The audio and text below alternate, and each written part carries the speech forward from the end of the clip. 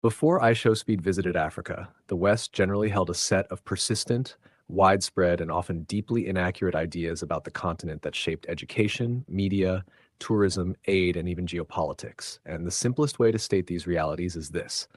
Many people in Europe and North America perceived Africa not as a collection of real countries with diverse peoples, economies, cities, and cultures, but as an abstract, uniform place defined by poverty, danger, wilderness, and backwardness.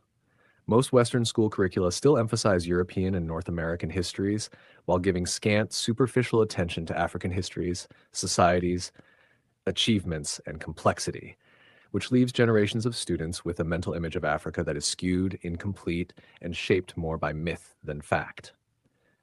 This educational gap directly feeds into how people think about Africa later in life, long before they have any direct experience with the continent or its people. When asked to list what comes to mind with the word Africa, many Western respondents in surveys spontaneously mention wildlife like lions and elephants, vast deserts, sickness, famine, and landscapes rather than modern cities, creative industries, technology hubs, growing economies, or cultural richness. This shows that for many Westerners, Africa remains a concept rooted in imagery of exotic nature and crisis, rather than a place of innovation, dynamic cities, educated professionals, and everyday life resembling that of North America or Europe. Western media coverage has historically reinforced these limited views by focusing heavily on stories of conflict, extreme poverty, disease outbreaks, corruption, and humanitarian appeals, while almost entirely ignoring stories of economic growth, rising middle classes, modern infrastructure, and cultural achievements.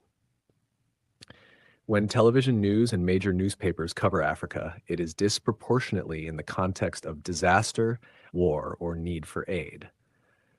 This pattern creates a feedback loop where audiences come to expect that Africa's defining features are crisis and catastrophe, and that anything else is either unusual or surprising.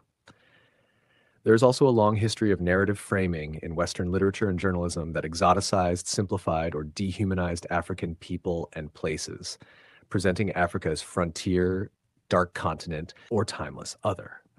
This framing is rooted not in objective analysis, but in centuries-old perspectives that justified colonialism and exploitation, and persists in subtle ways in popular culture and media representations today.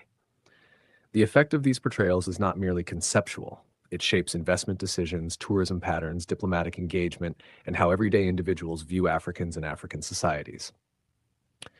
For decades, Africa in the Western popular imagination was often portrayed as lacking modern cities and infrastructure, as a place where people live in primitive conditions and where wildlife roams freely across empty landscapes.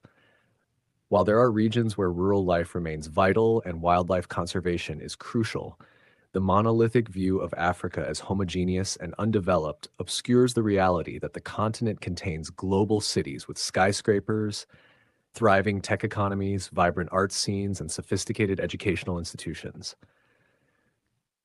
In the West, many people assumed Africa was a single place rather than a continent composed of 54 sovereign nations, each with distinct languages, governments, histories, and identities.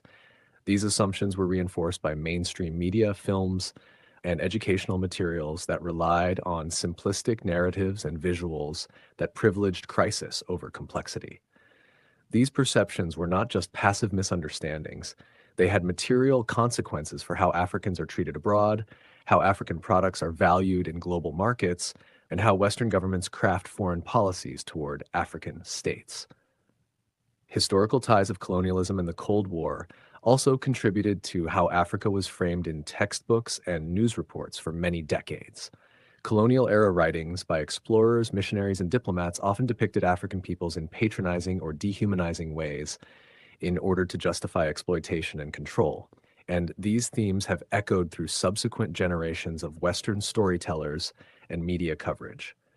Though more recent research and advocacy have sought to counter these narratives, much of the Western public has held on to simplified images that do not reflect the continent's full reality. In daily life, these misconceptions meant that Western tourists, business leaders, students, and policymakers often approached Africa with low expectations or preconceived ideas that Africans lived in uniformly poor conditions, lacked modern amenities, and were defined primarily by humanitarian need. Rather than seeing thriving cities like Nairobi, Lagos, Johannesburg, or Accra as exemplars of African modernity, the West often reduced Africa to a backdrop for safari tourism or emergency relief campaigns. This limited framing affected how African nations were marketed for tourism, how investors assessed risks, and how ordinary Westerners thought about cultures and opportunities across the continent. When American streaming personality IshowSpeed began his Africa tour at the end of 2025 and into early 2026, his extensive live streams showing everyday life, urban environments, reactions to food, interactions with locals, and cultural landmarks reached millions of viewers in real time and repeatedly contradicted long-standing stereotypes. Many Western viewers admitted they expected his content to focus on poverty or crisis, but were surprised to see vibrant streets, modern buildings, thriving communities, welcoming crowds, and diverse cultural expressions that did not fit the narrow images they had internalized. Some viewers even expressed on social media that they had thought Africa lacked tall buildings, orderly cities, or ordinary daily routines, reflecting how deep certain misconceptions ran deep. IShowSpeed streams showed ordinary life, traffic, nightlife, food markets, musicians, art, and modern amenities, in ways that millions of Western viewers had never seen before, because those aspects are seldom featured in traditional news coverage.